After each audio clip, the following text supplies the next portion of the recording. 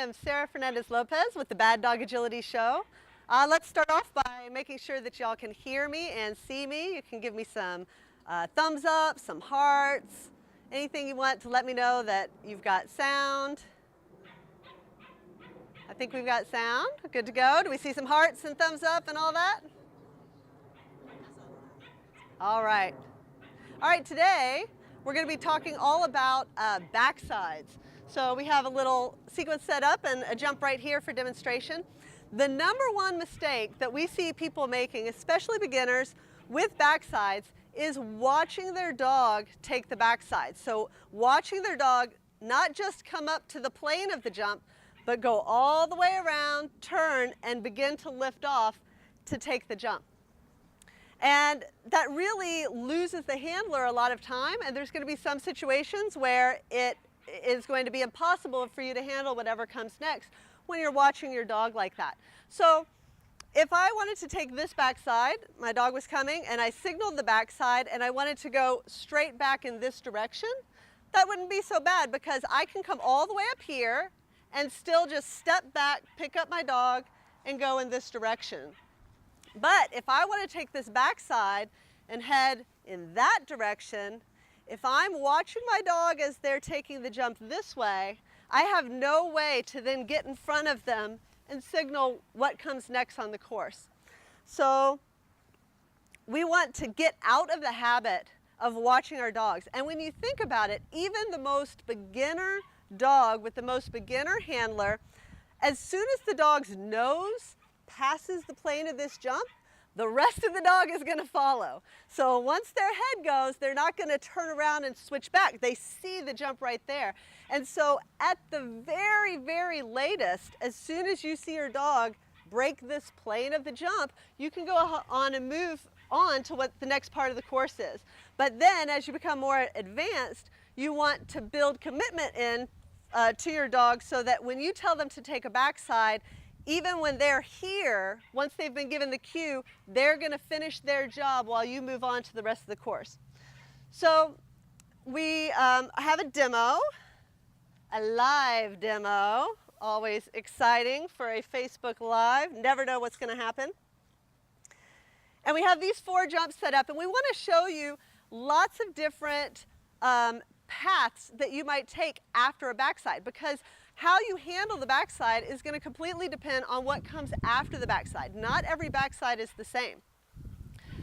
So we're going to have our demo dogs take this blue jump first and take this backside as the second jump, and then they're going to show you a couple of different things. The first thing they're going to show you is a nice easy backside into a front cross to this jump.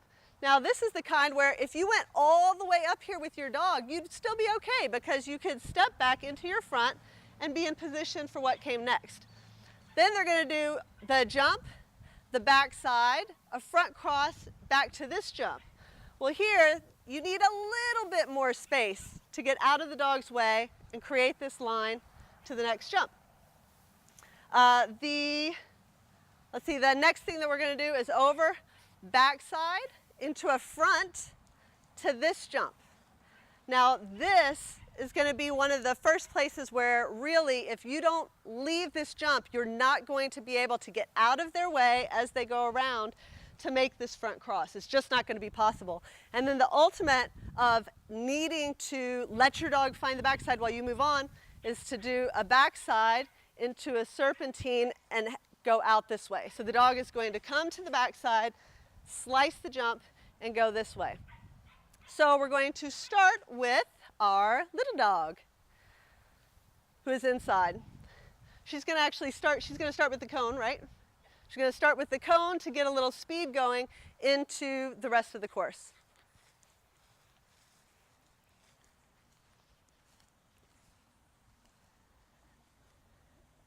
This is Brittany and Trek.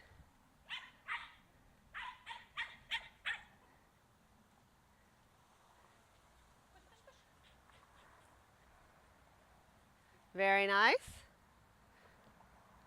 So we have the backside front cross in a nice tight loop-de-loop wrap.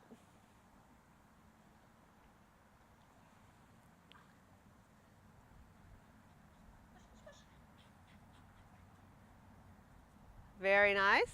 So Brittany this time it was a little bit more keeping her path to the middle of these two jumps so she could create that line.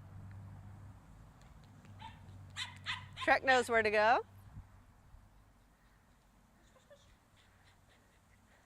And that's a beautiful job of Brittany being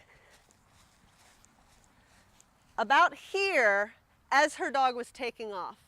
So you can see that if you're watching your dog here, you can't be here when they take off.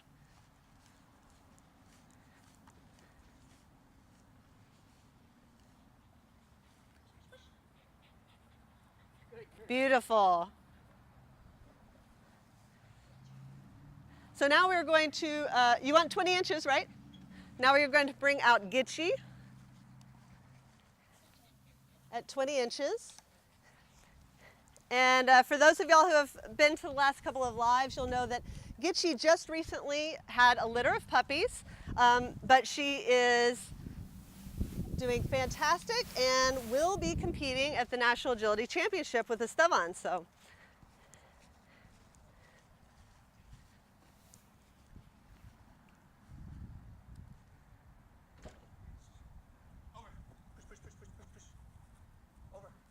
Beautiful. You can see Esteban likes to use a clicker when he's out here.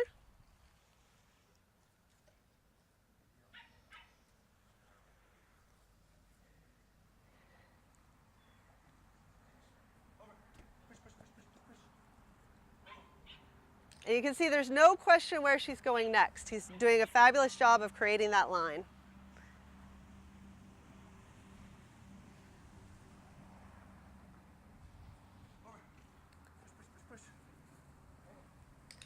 Out of her way for a beautiful front cross.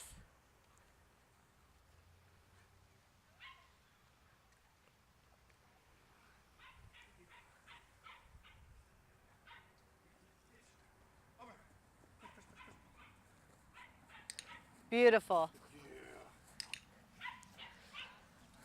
So now, like, let me get back in front of the camera. Now, like any good cooking show, we had the live portion, the ingredients all laid out and ready, and now we've got a video that we wanted to show you that we took earlier today that we can show in slow motion, because slow motion is one thing I can't do live. So we'll show you that video now.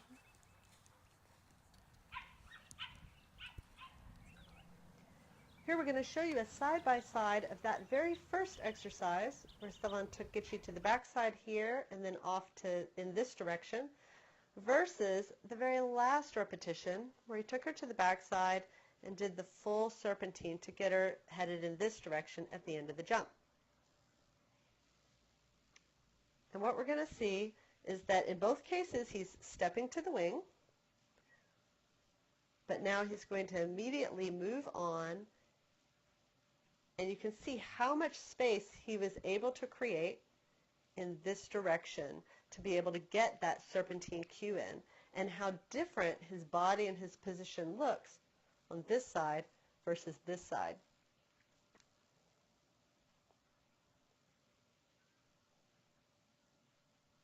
So if we take one more look here, I want you to look when Gitchy takes off right here.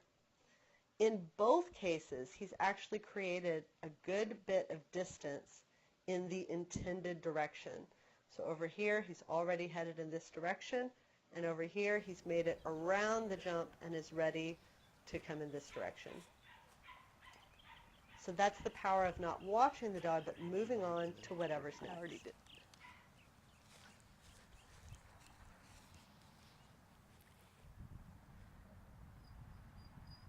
All right, so now we are back live from our little demo there. So hopefully seeing it in slow motion, you can see the difference in where Esteban was at takeoff. And so that's what we want to create in our dogs. I think that a lot of people don't realize how much they're watching their dog. So this is not just an inexperienced handler problem. I think experienced handlers probably do a little bit better job, but if you tape yourself and watch, you may discover that you are waiting a lot longer than you think. There's like a delay between when you decide to move and when your feet actually move. So videotape yourself and see if you're able to create even a little bit more distance between you and your dog to get on to what the next part of the course is.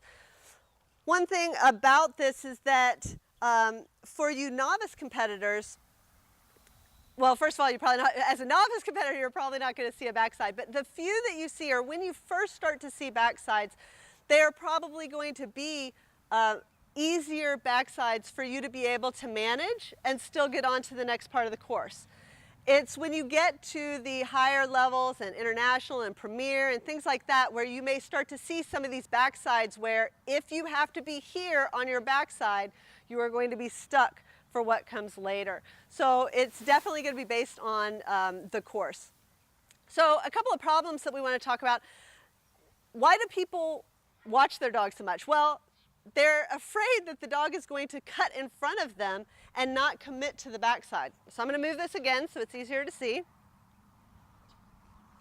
So one of the problems that you may see is that if you are telling your dog to do the backside and they cut in front of you, there's usually a couple of things that are happening. One of them is handling. So you need to make sure that you're stepping towards the wing. So not stepping towards the jump, but stepping towards the wing. It can be from a distance. You can build that in. So I can be way back here and I can step to the wing, and that's a cue for my dog to go find the backside and take it. But what I want to make sure that I'm not doing is stepping towards the jump and expecting him to take it. So that's the handling thing. And then the training thing is just they need repetitions, they need exposure, they need practice at doing this and understanding the cue that means go and take the backside.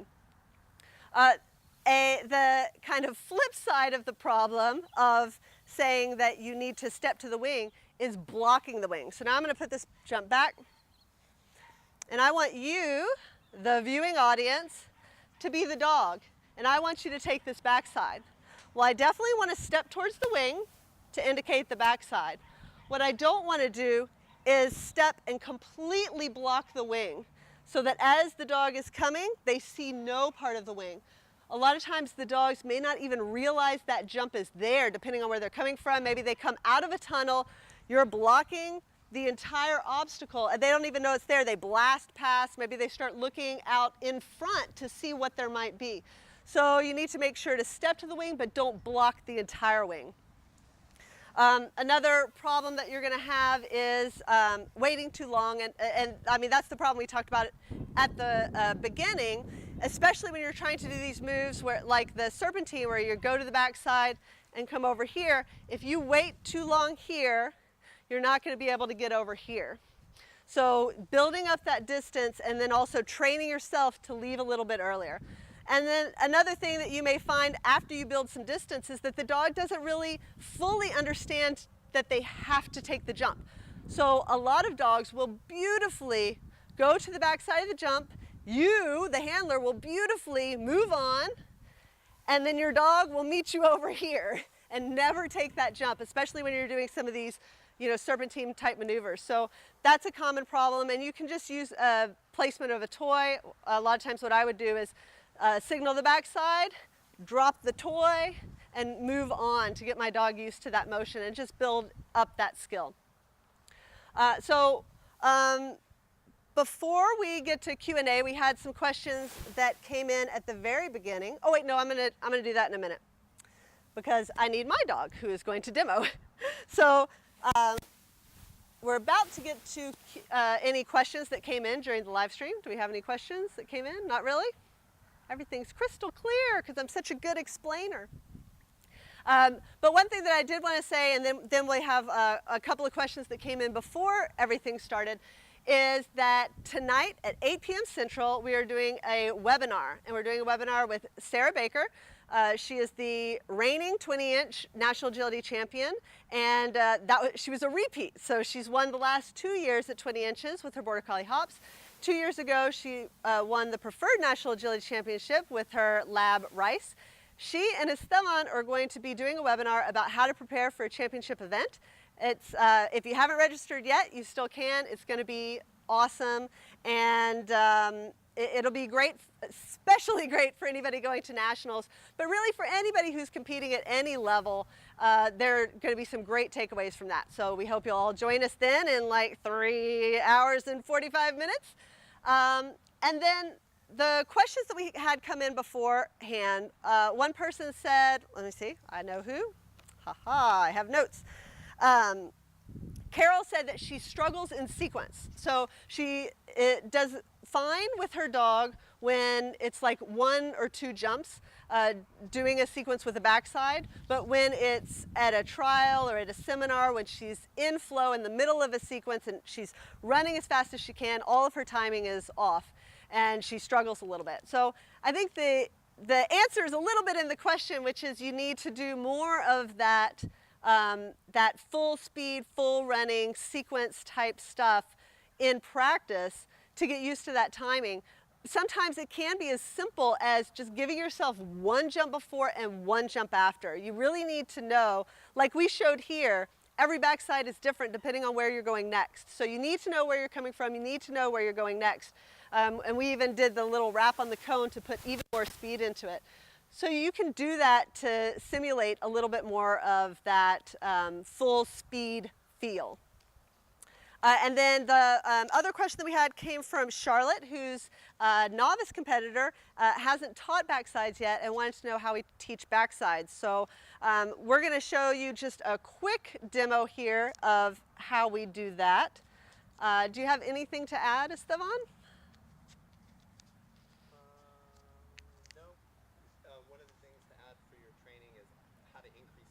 Okay.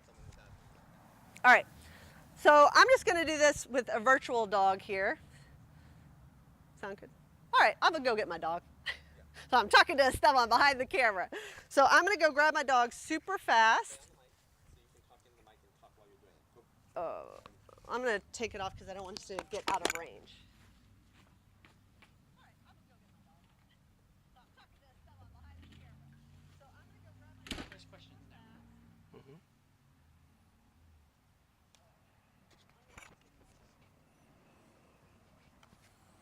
Yes, I'll answer a quick question from Terry while Sarah's getting her dog. So sometimes Terry's dog comes right up to the jump, and if she starts heading in a new direction, the dog won't take the jump. So what I do is not leave for the new direction right away. I wait until the dog takes a jump, and then I'm going to use a clicker for myself. You don't need to use a clicker. You can just mark the behavior with a yes, good job, and then give them their food or treat.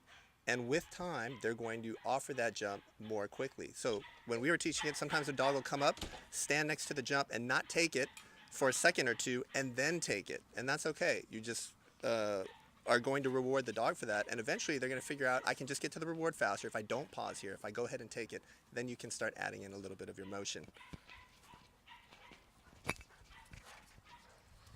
All right, so I'm going to come out here with Demo Dog Venture. Give. Good boy. Re-mic up. And give you a little abbreviated version of what we do for the very beginning teaching of the backside. So we use just a wing, and we actually want to just get our dog, like I said, once their nose goes, the rest of them go. So we just kind of get our dog's nose right there and show them the toy. Okay. And let them chase us and the toy around the wing.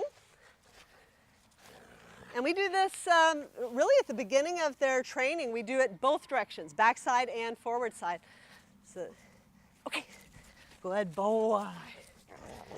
And then what we want to work up to is not having to show them the toy.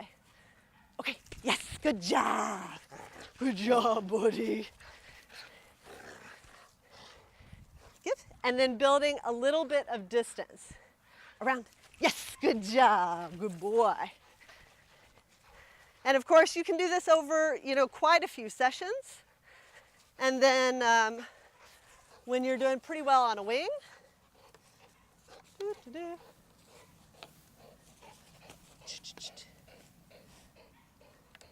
there we go. You can just add a low bar and work up. Around, yes, good job, good boy. Around, yes, good job, good boy. So that gives you kind of just a a glimpse into the training that we do for backsides. And just put him up real quick. Good boy. All right. Whew, catch my breath. And for all of you that are covered in snow, we're sorry to show you such a gorgeous Texas day. Actually a little hot out here when we start running. But we hope you enjoyed this and that there's something in here that will help you with your backsides, whether it's taping them and evaluating your own performance, whether it's not watching your dog, whether it's training for more commitment, or even just a fun sequence to set up and try it with your own dog. Oh, questions? All right, come on. Clip it to me. Okay, we have just a couple of questions and I'll run through them very quickly for you. So it was Joyce who was asking about the distance training. So Sarah was showing you exactly right. You're going to build some distance into your backside. So if I'm coming over here, I'm going to start and all of my first sessions are going to be here. And then I'm just going to step back. And then maybe the third session, I'll step back a little further. I might also change my angles of approaches to this backside. And you can gradually build distance. With our more advanced dogs, we want to be able to do this from as far as 15 feet away if we could. Because if you could send to a backside from way back here, that's really powerful and makes your handling very flexible. So the top dogs are going to work on this skill from pretty far back. You just need to start very close and slowly work your way backwards. Pair it with the verbal. So Karen was asking, when do you use your verbal? A lot of people will say around or push or back or all kinds of different words. It doesn't really matter what you say. Right from the start, we like to say the word first. Remember, the word needs to come before any physical cues. If your physical cues come first, then you say the word. Remember, your dog's going off your body first. The word's just an afterthought. It doesn't matter what you say. Okay? So if I'm doing the backside here, before I even let go of my dog, I'm going to say push. Push is my word. I say push. Then I'm going to let the dog go and go into my motion. So you can build that in right from the start, right when you're doing wing work. And one more question we have, let's see here. Oh, okay, Mulan wanted to know if the dog takes off too close to the wing, okay? So assuming your dog doesn't have any kind of jumping issues, sometimes dogs will come right up to the wing and they'll knock it with the front part of their chest. Sometimes dogs take off too far and they'll knock it with their back legs. So you kind of need to figure out which your dog is doing. Usually the correct answer is lower the jump height, let the dog figure it out, and then raise it in smaller increments, even 2 inches. A lot of people assume with smaller dogs especially, they get really greedy because it's easy to go from 4 inches straight up to 12 inches or even 16 inches, and then they're ready to go. But that's not always the case. So you may need to advance it more slowly, 4, 6, 8, 10, 12, and really be patient. And when you feel like your dog has a good jumping style and they should be experimenting a little bit with their takeoff points, and they've got the right takeoff point, and you've got a nice tight turn, then it's time to go ahead and advance. Don't be too greedy. I think large dog handlers, especially the ones who have to go to the big 24-inch international heights, they're a little more cautious with that. They're a little slower, and so maybe do a little better job there. So especially you small dog people, don't get greedy. So I think that's the answer there. And let's see, what else do we have here? Placement of the start cone. Jane wants to know if we were wrapping the other wing, would you move the cone to the other side? We did this just to give the dog a nice straight line. So very astute of Jane to notice that I've got a nice straight line to this backside right to the cone. If you can make this drill harder by moving the cone for sure.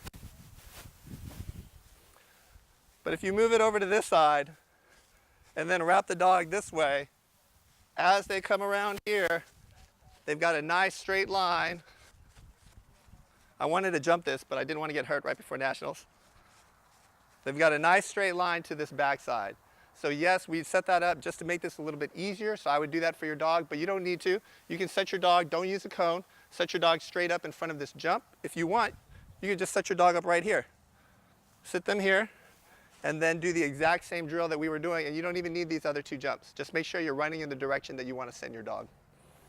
All right, and I think that does it for the questions. All right, so don't forget, join us tonight. Free webinar sign up. Someone was asking, how do you do that? Just go to the Facebook page. There should be a big banner ad in there. Or you can even go to the website. So make sure you register so you can get in. It's going to be a lot of people there. And that's going to start 8 o'clock Central Standard Time.